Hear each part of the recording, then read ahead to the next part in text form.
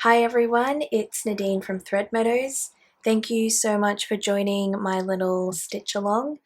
So before we get started on stitching this, I'll go over a few of the supplies you'll need, aside from the obvious scissors, hoop and fabric and normal embroidery needle. I would recommend having a few like sewing pins on hand. You only really need one, but I find having 2 or 3 on hand good just so I can fold any of these leaves out of the way as I build the plant up. Another optional supply would be a tapestry needle. It's just because it has a blunt tip on the end, which is really good for when you are weaving. I don't always use one, so this is completely optional. Other than that, in order to complete these double drizzle stitches, you will need 2 large needles. Now these are doll making needles from Sullivan's. I have 2 packets just so I have the same size needle each time, and a pin cushion. So it doesn't have to be anything fancy, any old pin cushion will do. But once you have your supplies, we can go ahead and start stitching. The first stitch we're going to be learning today is the woven picot stitch. It's one of my favorite stitches. It is super fun and really easy to do. So I'll just draw on here. That's usually how I like to mark the triangle that I'm going to be stitching. So this is one of the stitches that will require your sewing pin. So you just want to scoop the fabric like so. And then I'll get my thread. By the way, not sure if this is common knowledge or not, but when you're pulling straight from the skein, if that's how you pronounce it, always pull from the thread, the loose thread that's by the number. Otherwise, if you pull the one from up here, we'll get all tangled.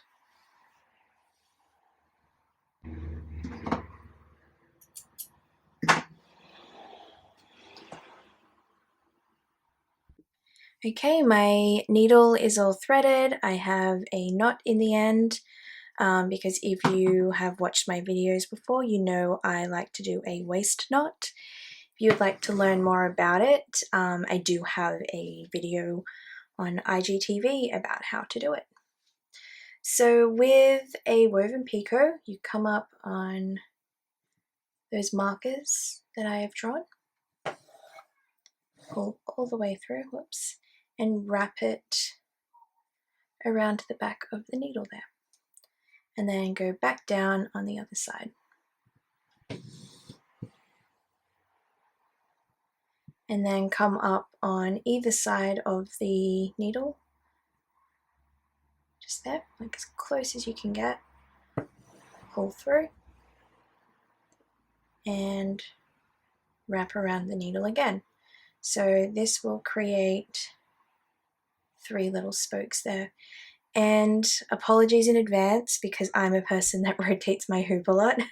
But this is when you would probably switch to the tapestry needle, just because these needles are so sharp they get caught on these little weaving spokes, I guess. But now you just weave over and under. So I like to kind of give a bit of a wiggle to make sure that I haven't caught on anything, and this one just keeps catching on everything. So yeah, so because I can move my needle freely up and down, I know it's not caught. So this is when I rotate. I feel like people that can stitch this and woven wheel without rotating their hoops are like actually magicians. Like, it's just musicians, I said. Magicians.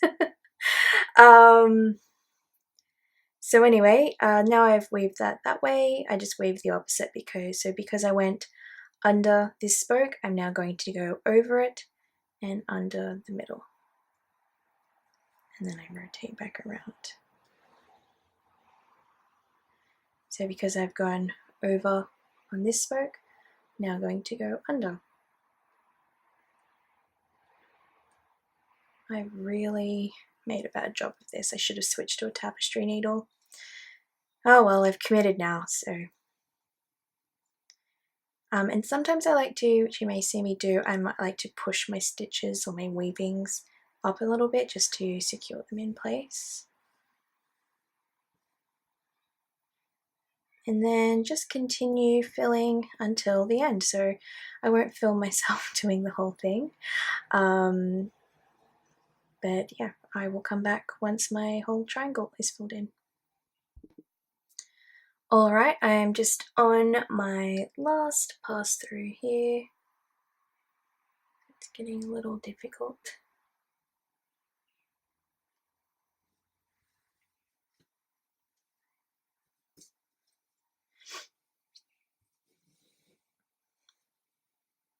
Alright, so now to secure it, I just take my needle and thread over that spoke there. You might end up on this side, either side is fine. And take that down.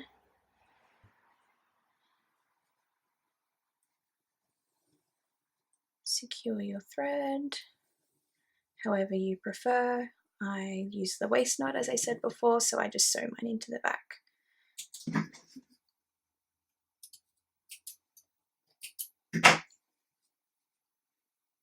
Now we can pull the needle out, or the pin rather, and it is a little woven picot. So when I stitch, if I were to stitch another one next to it, I would either just hold it down with my thumb as I weave my stitches through, just so my needle doesn't, I guess, pierce through this and ruin it. Or if you have additional pins on hand, you can literally just pin it down and then sew your one next to it. And then if you have a whole row, you can fold them all down and weave your pin through them all to hold them flat as you do your other leaves above. So I always recommend starting from the bottom and working your way up. So much more difficult if you start at the top and work your way down. But that is the woven picot. Our next stitch is going to be, I guess it's just called the weaving stitch. I don't actually know. But I'm just going to do a really small square, rectangle, square, whatever you'd like it to be. So this one is started by just a series of vertical stitches.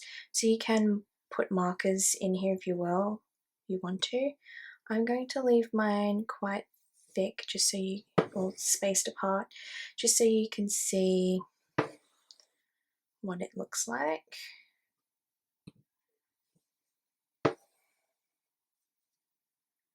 This fabric really is not taut enough in my hoop, so it's very difficult to stitch.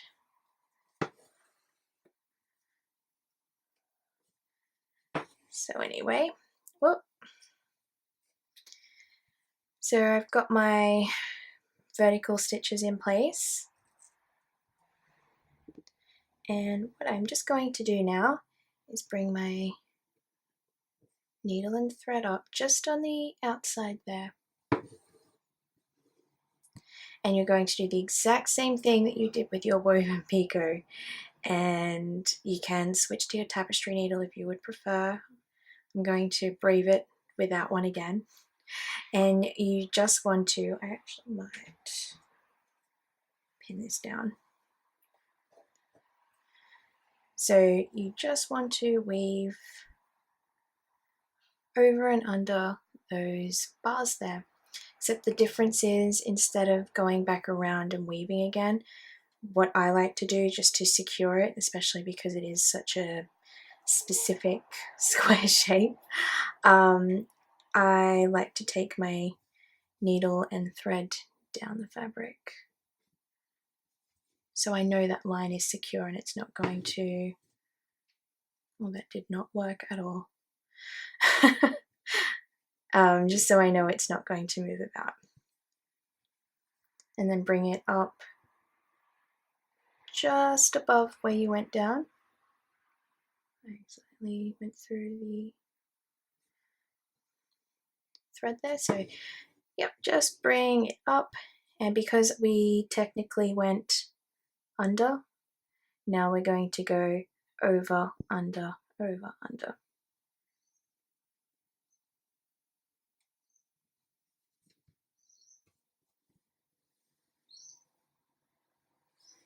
And then take it. So that is really it for that stitch. It's the same thing, just come up where you went down and weave the opposite.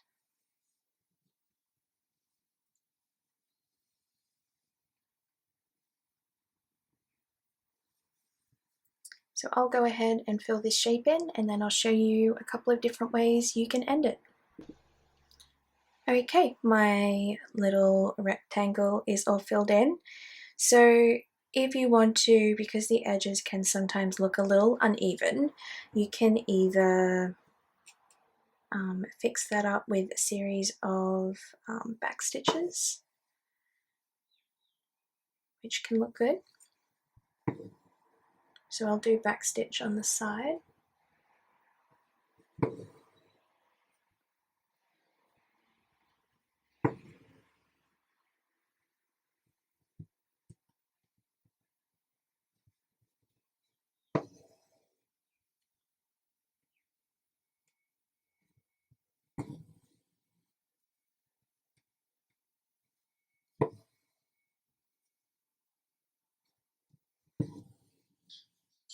Or you could just do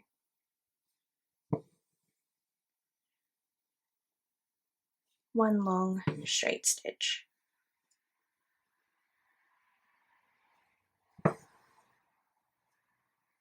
Or as I have, a little combination of the two just here. So I would always recommend stitching your leaves first and then coming through to do the planters, just because if these have any uneven endings here, you can cover it up with this straight stitch or back stitch as well. And that is our weaving stitch. So this next stitch I'm a little nervous about doing, only because I've never filmed it before, but optionally you can use 2 needles to start out with, but you will need 2 pieces of embroidery floss either way.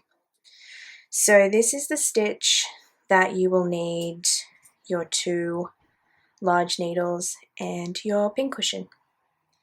So I like to start out with my normal needles first, and this is, I don't know if you can see that, pop a little knot in the end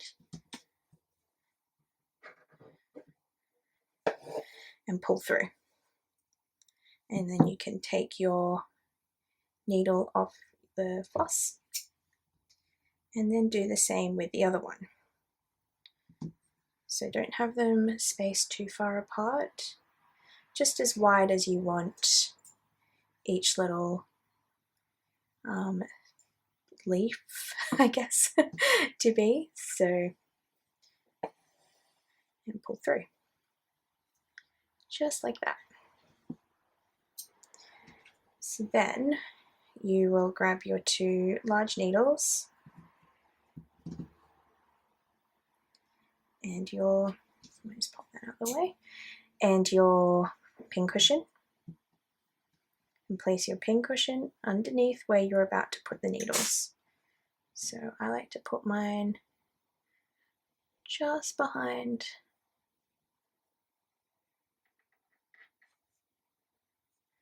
where my threads are.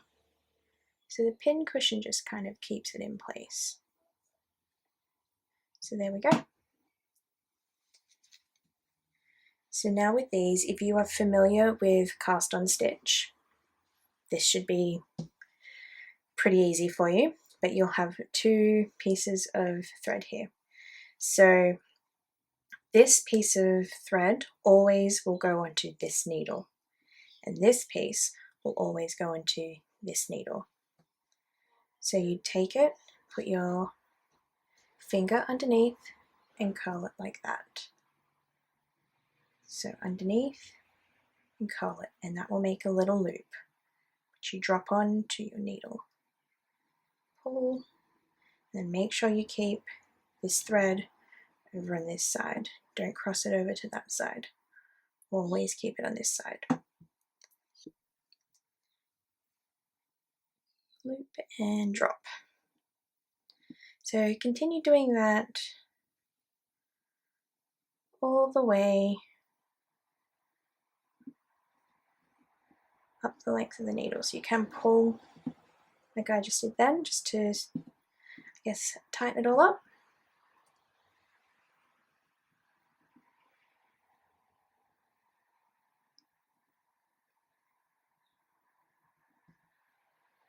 So I'll go ahead and I guess weave a few more onto my needles, and then I'll see you when it's done. So I've decided to leave mine there. You could extend this up the entire length of the needles, but that's what it looks like. It's got this really cool braided effect. So when you're done, essentially we're going to leave the needles in place, and we're going to thread this through each needle. So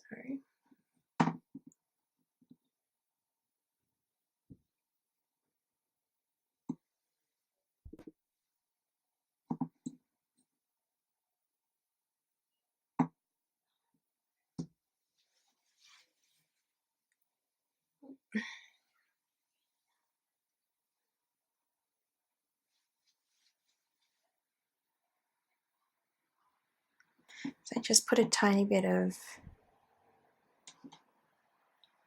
thread gloss on the ends just so I could thread them easier, because I can't really see what I'm doing. Okay, so this is when we'll take the pin cushion out and hold your stitches in place, and then one at a time pull them down through your stitches. So don't squeeze too tight, but just pull, pull, pull, pull.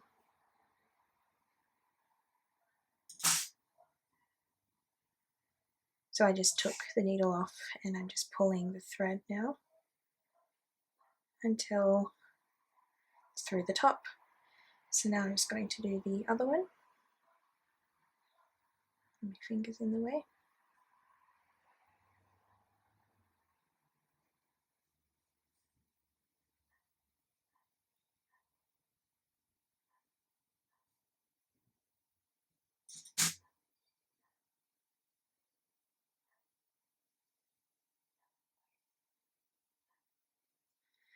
So you can leave it here if you want, and then just secure the 2 ends, or if you pull them, it will bunch up even further and create that really cool twisted look.